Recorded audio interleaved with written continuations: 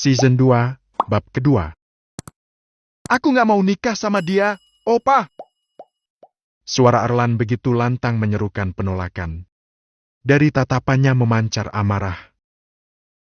Erlan, pelankan suara kamu kalau bicara dengan Opa. Dan memeringati keponakannya.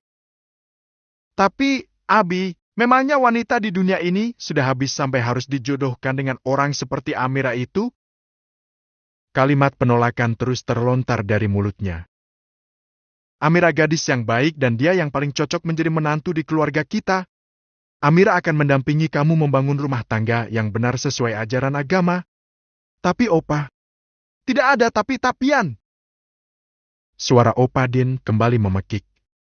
Detik kemudian pria paruh baya itu menyentuh dada sebelah kiri yang terasa begitu nyeri. Napasnya pun mulai tampak sesak. Hal yang membuat Erlan tak berani berbuat lebih jauh untuk menolak. Opanya memiliki riwayat sakit jantung, sehingga emosinya harus selalu terjaga. Walau bagaimanapun, Erlan tidak ingin kehilangan keluarganya lagi. Kepergian ayah dan ibunya menghadap Sang Pencipta adalah pukulan paling menyakitkan baginya. Perlahan Erlan mendekat dan bersimpuh di hadapan sang opa yang sudah membesarkannya sejak kecil. Maafin aku, Opa. Tapi, aku nggak suka Amira. Apa aku bisa menjalani rumah tangga yang baik dengannya, sementara aku sendiri nggak bisa menerima dia? Dikatakan bahwa wanita adalah perhiasan dunia, dan sebaik-baiknya perhiasan dunia adalah wanita salihah. Nak, Opa yakin Amira bisa menemani kamu membangun keluarga sakinah, mawaddah warahmah. Dia sangat sempurna untuk menjadi pendamping hidup kamu. Tak ada sahutan dari Erlan. Ia tahu sekeras apa Opa dan abinya. Segala penolakannya tidak akan membuahkan hasil. Jika ia memaksa, itu akan beresiko terhadap kesehatan Opa. Ya sudah kalau itu sudah menjadi keputusan Opa dan Abi. Ucapnya pasrah. Katanya Erlan setuju menikah dengan Amira. Aileen mengembangkan senyum sesaat setelah mengucapkan kalimat itu. Tangannya sibuk mengisi piring dengan nasi dan beberapa lauk, lalu ia geser ke hadapan suaminya. Alhamdulillah kalau begitu. Balas Alfian, lalu menatap Boy yang duduk di hadapannya. Kamu sudah lihat seperti apa calonnya Erlan, kan? Sudah, Pa, namanya Amira. Dia gadis bercadar. Kelihatannya sih baik. Aku lihat dia mengajari anak-anak mengaji. Aku lihat caranya melayani ayah dan ibunya dengan tulus. Tapi, nggak tahu kenapa Erlan nggak suka sama dia. Kalau Kak Erlan nggak mau, sama kakak Boy aja. Ucap Bim Bim di sela-sela suapannya. Boy terkekeh pelan mendengar ucapan adik bungsunya. Saat ini Bim Bim sudah berusia 12 tahun.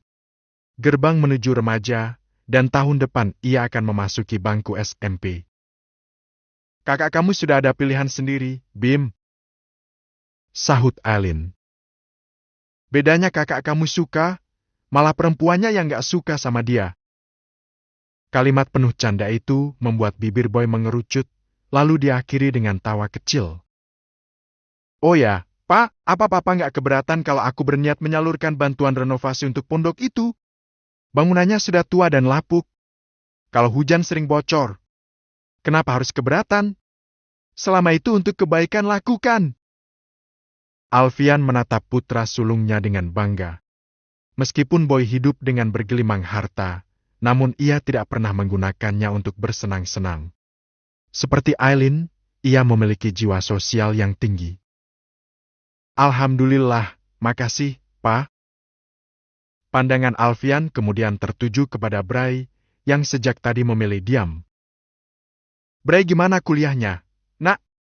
Lancar, Pa. Jawabnya singkat. Alfian menatap putra keduanya itu. Sejak Bian menghilang, Bray menjadi sangat pendiam dan lebih senang menghabiskan waktunya dengan menyendiri. Oh ya, Mas. Tadi Melati juga minta kita ikut ke pondok. Katanya mereka akan menemui Ustadz Syam untuk melamar Amira. Boleh, sayang. Aku akan meluangkan waktu. Alfian mengulas senyum. Bim Bim ikut ya, Ma? Boleh, sayang. tapi nggak boleh ribut di sana. Siap, Ibu Negara. Aileen terkekeh mendengar ucapan putra bungsunya. Hari yang ditunggu akhirnya tiba. Pagi itu rombongan keluarga Pak Din sudah hadir di pondok. Kedatangannya pun disambut hangat oleh Ustadz Syam. Alfian dan Aileen turut hadir hari itu atas permintaan Melati dan Darren. Jadi ini pondok yang dimaksud Boy? Gumam Alfian sesaat setelah memasuki ruang tamu. Pandangannya meneliti setiap bagian. Benar kata Boy, pondok itu membutuhkan renovasi sesegera mungkin. Atap dan bangunannya sudah cukup rapuh dan bisa membahayakan penghuninya. Kejutan sekali Pak Din dan keluarga datang ke pondok kami, ucap Ustadz Syam. Alhamdulillah, Pak Ustadz, balas Pak Din. Kebetulan kedatangan saya adalah untuk melanjutkan kembali pembicaraan kita beberapa waktu lalu. Ustadz Syam terlihat cukup terkejut. Tentunya ia langsung paham maksud Pak Din, ia masih ingat pembicaraan mereka beberapa bulan lalu. Namun, kala itu ia tak menanggapi serius ucapan teman lamanya itu. Mereka berasal dari keluarga sederhana. Orang terhormat seperti Pak Din mana mungkin mau menjalin ikatan keluarga dengan mereka. Begitu pikir Ustadz Syam kala itu. Kedatangan saya kemari adalah untuk mengutarakan keinginan saya untuk melamar anak Pak Ustadz, Amira, untuk dijadikan menantu di keluarga saya. Sejenak Ustadz Syam menunduk, kemudian menatap ke arah istrinya yang duduk di barisan para wanita. Di sana juga terlihat Amira yang duduk di samping ibunya. Alhamdulillah, terima kasih, Pak Din.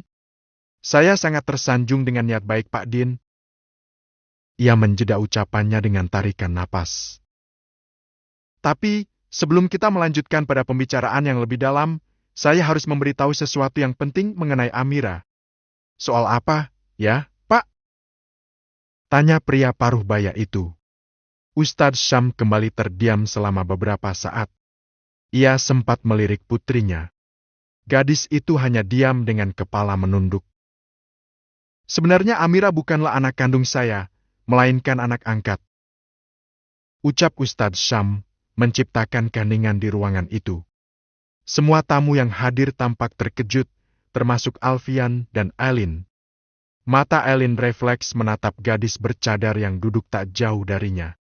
Entah untuk alasan apa, ia merasakan sesuatu yang berbeda dengan Amira. Anak angkat? Saya pikir anak kandung Pak Ustadz, ucap Pak Din. Bukan, Pak Din. Pria parubaya itu kembali menoleh kepada putrinya yang duduk di barisan paling belakang. Amira, boleh Abah ceritakan? Amira menyahut dengan anggukan tanpa suara. Membuat keheningan kembali tercipta. 8 tahun lalu, Amira datang ke pondok ini dalam keadaan yang cukup memprihatinkan. Pagi itu saya bangun untuk salat subuh. Saat membuka pintu, saya menemukan Amira tidur di depan teras dalam keadaan kedinginan dan lapar. Dia sama sekali tidak bisa bicara. Saya ajak dia masuk dan memberi makan.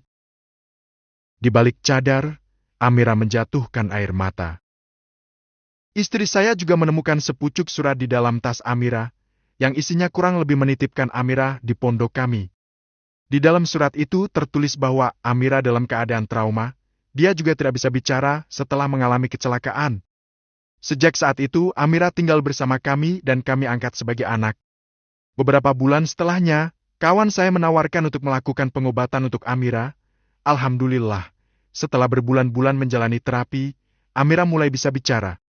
Berkat bantuan kawan saya juga, Amira bisa melanjutkan sekolah ke madrasah. Semua orang terdiam. Sekiranya kalau Pak Din mau membatalkan niat baik terhadap Amira, saya paham bahwa dalam memilih menantu harus yang jelas asal-usul keluarganya. Apakah dia berasal dari keluarga yang baik atau tidak? Karena itulah saya memberitahu fakta tentang Amira. Sampai saat ini, kami tidak tahu siapa orang tua kandung Amira.